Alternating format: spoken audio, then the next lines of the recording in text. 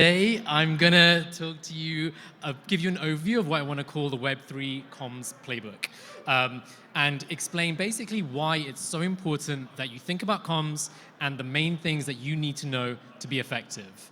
But first, a little bit about YAP Global. So we're a comms agency that basically bridges the gap between quality journalism and the emerging crypto world. We've been around since 2018, and we're founded on the sort of passion for crypto, good journalism, and storytelling. We don't just focus on PR. We do kind of help, use PR to build our clients through the media, but we also provide marketing services.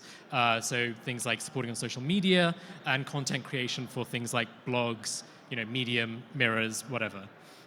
And ultimately, our vision at YAP Global is to shape the mainstream landscape with trustworthy narratives and help demystify crypto for everyone. So that's a little bit of shilling out the way. Let's dive into it. So the first thing that we need to understand is that existing is not enough. As an industry, we need to go beyond just building and get better at communicating our value. In crypto, there is definitely this build, developer-first mindset. This feeling that if you build it, they will come. But having a great product isn't enough if people don't know about it. I'm not going to name names, but I think we all know projects that have really interesting tech and a really innovative offering, but not many people use it. And they don't have users, they don't have TVL, and that's basically because they haven't really done a good job of communicating their value and capturing people's attention. That's why it's super important to go beyond just building. Your users need to know and to hear about the ways that you're going to help them, the ways that you're going to solve their problems, and how it can improve their lives. Next up, we have you need to stand out from the crowd. So, in crypto, there's so many layer ones, layer twos, DEXs, borrowing and lending platforms, each with minor differences or built on a different ecosystem. So it's really important that you learn how to differentiate yourself in a way that not only captures, but retains attention. I'm sure everyone knows that in crypto, there is really this hot new narrative syndrome. This, last year was all about ZK and staking. Everything's about modularity, data availability now, and the attention seems to shift quite quickly. So you really need to know you're not going to be able to predict what the narrative is like next year, but you need to effectively communicate your unique value proposition, and that will ultimately determine how much adoption that you do get and the success that you get at the end of the day. New audiences, crypto can be really insular community, the same projects partnering the same layer ones and infrastructure providers.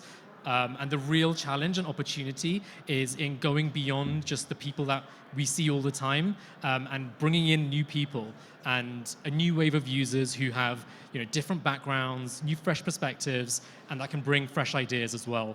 Because it's only by broadening crypto's appeal that we can really sort of get next generation use cases, better UX, and just generally create this kind of virtuous cycle of growth and innovation.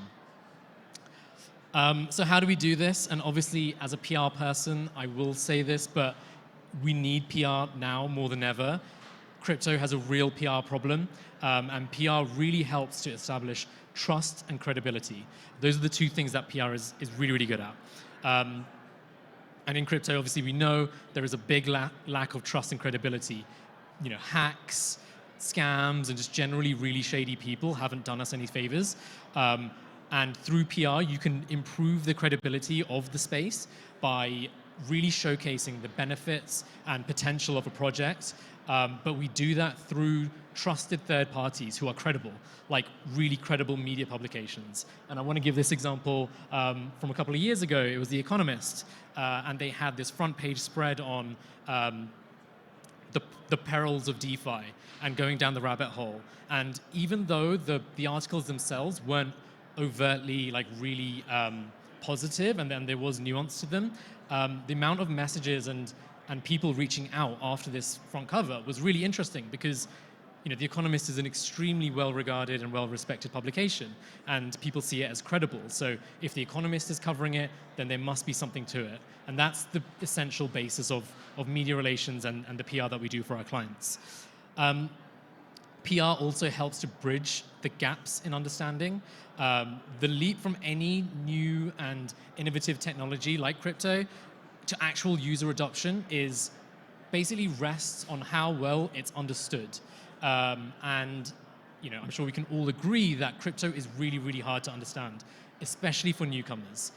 There's so much technology to learn. There's so much, things that don't really make sense in the real world, but in crypto they totally do.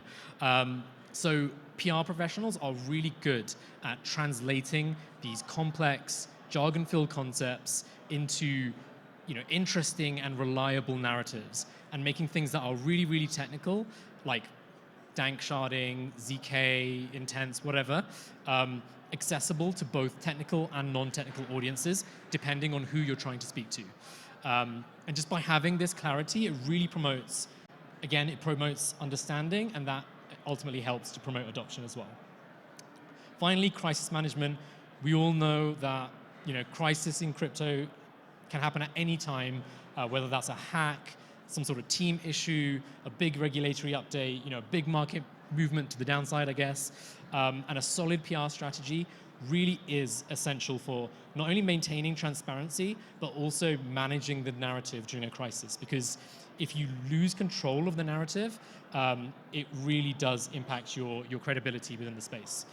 And just through effective communication, you can keep whatever communities you need to informed and engaged, and help to reduce any potential backlash and preserve your project's integrity. Cool, and I wanted to share just a really quick example of when we as an industry could have done a better job with communicating. So I'm not sure if anyone remembers, but the DeFi Education Fund, which is an advocacy group initiated by Uniswap. And when they first started, they received some really bad backlash due to poor communication around their funding. So in the initial DAO proposal, I think they said that they would sell their allocated token over the course of 5 years. But as soon as the DAO proposal went through and the vote went through, there was this massive sell-off where they sold half of their tokens. And loads of people across the media, crypto Twitter, were essentially kind of calling them scammers, saying that it was a cash grab and it was a raid on the DAO's treasury. But what the community weren't aware of was that the selling actually had a reason, a fairly legitimate reason, and it was a reasonable strategic move, just basically diversify ahead of some regulatory uncertainties. But the key point here is that the backlash really showed the consequences of what happens when you don't think about a clear information plan, when you just kind of do things and you hope people understand the reasoning behind them. And that's why proper communication plans are really essential to prevent that negative attention and ensure everyone understands the rationale behind important decisions. Cool. So we talked a little bit about why you need comms. Now going to set out some information on how to do the groundwork for good comms practice. So firstly, know what makes news. Not every integration or partnership is newsworthy. A big part of our job as PR people is to help guide our clients and tell them what news will actually resonate with the media. And obviously, for a PR agency who has a lot of experience, we know the kind of nuances to this, but roughly you can think of them through the filter of 7 news values. So it's a very rough way to know whether the media will actually care about your news. So the first one is impact. So how will your news actually impact people's lives?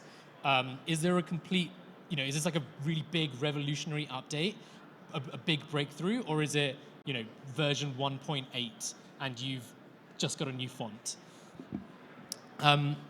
Timeliness. So why are you telling people now? Is there something happening in the world right now that is connected to what the announcement is? Is it a trending topic? Conflict. Obviously, this is something that we don't tend to go for with our clients, and people don't need to lead into it. But I think we all understand that journalists are interested in a bit of drama, a bit of spiciness, a bit of conflict. So things are more newsworthy when there is some kind of disagreement. Prominence, what makes you worth quoting on news stories like this? Are you a big name in the space? What qualifies you to tell the story? Are you someone with 10 years of experience in AI and you're launching a crypto AI project? Or is this kind of the first thing that you've ever done? The more prominent you are in the space, the more likely you are to get covered by the media. Trending, this is kind of linked to timeliness. So events are more newsworthy when they involve an issue that's top of mind for the public. So, again, whether that's things like ZK or particular narratives, but also in big news as well. So the Bitcoin ETF was a massive story. If there was a way to link your story to that, then there was more chance of you getting breakthrough from the media. Next up, we have bizarre. So events are obviously a lot more newsworthy the more out of the ordinary they are. I don't know if anyone remembers, there was that project where it was like hamster racing on the blockchain and people could bet crypto. And journalists love that story because it's weird, it's bizarre, and they covered it a lot. Another story was the El Salvador Bitcoin, sort of volcano Bitcoin mining. You don't really hear about that. So it's really important that you understand that if things are a little bit quirky and have an interesting spin on them, then journalists are going to be more interested in your story. Finally, human interest. So people want to read stories about other people. Do you have an interesting background or journey into crypto? Journalists want to hear about that. I remember this quite recent, I think it was end of last year, but this amazing story in CoinDesk about Mustafa Al-Bassam, who's the co-founder of Celestia. And it was this amazing feature on him because it turns out that he's got a really interesting backstory. He was a hacker, and when he was 16, he went to jail for hacking the CIA website, I think. And it's a really interesting story, and journalists are fascinated by that. And we think that everyone has an interesting background and an interesting journey into crypto. So it's just about how you package that up and working with people who understand how that resonates. Crafting your narrative. So understand how you want to go out with your message. Firstly, obviously, identify your USP. What I said earlier about a lot of saturation in the space, minor differentiation, but really hone in on what makes your project stand out. Is it the technology? Is it the team? Is it the problem it solves? Is it the community? Make that the core of your PR narrative. It's really important to understand your competitors as well. How does the media portray any big competitors in the space? And make sure your narrative doesn't copy it, but highlights the way that the media portray those competitors in a negative way. Just make sure that you understand how they do that. And then when crafting a narrative, understand that consistency is key. And a key way of remaining consistent is thinking of a really strong one-liner. So this should tie up and sum up everything that your project does. And as PR people, when we're pitching journalists, we use that one-liner all the time. So say, for example, Scroll. Their one-liner might be the most EVM-compatible ZK rollup. And it just succinctly describes what they do, and in every piece of communication that they put out, they put that in there. And it really helps to stick into journalists' mind, burrow into their kind of thinking, and maintain consistency across all their platforms.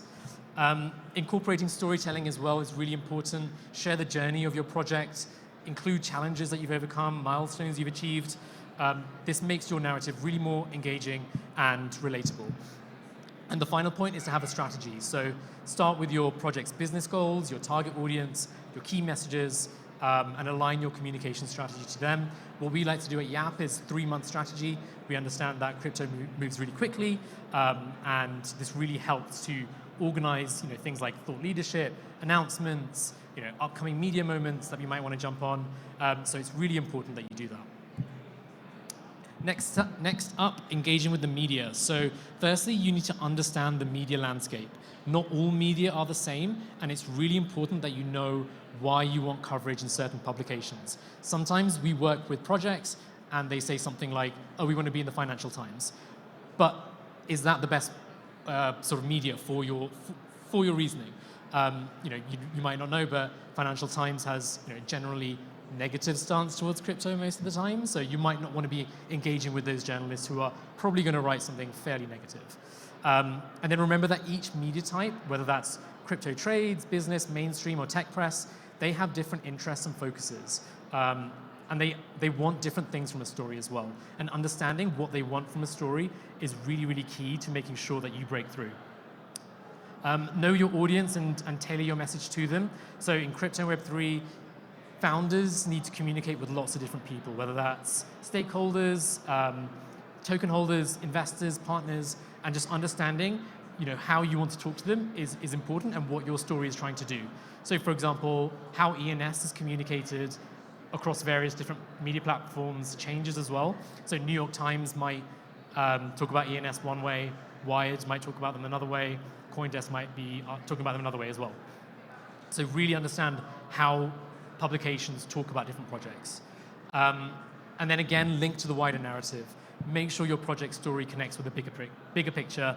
Show how your work fits into important trends as well. PR and marketing. So as I mentioned, we do both PR and marketing. So I wanted to take a quick opportunity to explain how they work together. Firstly, know the difference. It's really surprising how often PR and marketing are kind of confused and conflated and lumped together when they each serve their unique purposes. So PR focuses on strategic messaging, and earning media coverage in credible publications.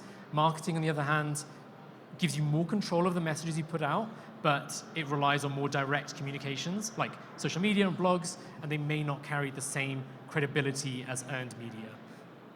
But they each have their own advantages and disadvantages. So for example, you can use your PR and marketing teams to align messages and make sure everything is aligned, but turn your PR achievements into marketing assets. Use your website, use your newsletters, use your social media channels, showcase your media wins to other people, and then you can reach different audiences that way. And vice versa. Turn press releases into blogs, case studies, or social media content as well. Don't let all the amazing coverage that you secure just reach that one audience. Use it as much as possible. And then maximize crypto Twitter. As we all know, crypto Twitter is super important. Journalists and news outlets really do turn to crypto Twitter to catch wind of sort of trends and breaking news stories, scoops, rumors. So if you've got a decent platform and a decent audience on social media, you can really increase the likelihood of your project gaining attention when journalists are looking for a story as well. But things go wrong, so prepare for the inevitable. Crises happen, they're inevitable in crypto. Like I said, hacks, security breaches, market fluctuations, everything can happen. And make sure you have a PR team or a team that knows how to deal with crises as well. That's things like potential scenarios, response strategies, and communication channels as well. When a crisis does hit, you need transparency and speed. So you need to quickly acknowledge the situation on your channels. A quick response can really, really prevent the spread of misinformation and demonstrate your commitment to transparency. I remember, I think it was like a couple of years ago, people thought that Vitalik got kidnapped or something. And the whole community was going crazy. And he had to go on social media and take a picture with a newspaper or a hash or something. And there was so much disinformation, rumors, because he just let it sit for too long without actually acknowledging it. So yeah, just think about moving quickly and making sure you kind of set the scene. So provide your communities with regular updates, make sure that everything is clear, concise, and factual, and avoid technical jargon as well where you can, just to make all your messages as accessible to a broad audience as possible. Cool, I've got 1 minute left. So in crypto, it's really easy to find an example of crisis comms that's gone wrong, projects that don't say anything, SPF's crazy tweeting when all that stuff was happening. So I wanted to give a quick example of crisis comms that were seen to go right. So quite early on in Solana's life, there was a project called Slope. They were hacked, so that meant that user funds were being lost. And this was, again, quite early in Solana's development. So the Solana Foundation got involved in the response. And in the Defiant, you can see it was praised as a textbook response to crisis management. So the Solana Foundation quickly acknowledged the issue. They established, I think it was like a war room with all the relevant people, and they had all the key participants, and they found out exactly what went wrong and communicated consistently across all their various channels, mainly Twitter, but across the website as well.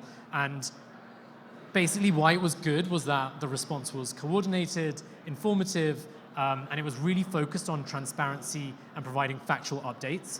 And yeah, the approach really help to mitigate the crisis and maintain trust within the community.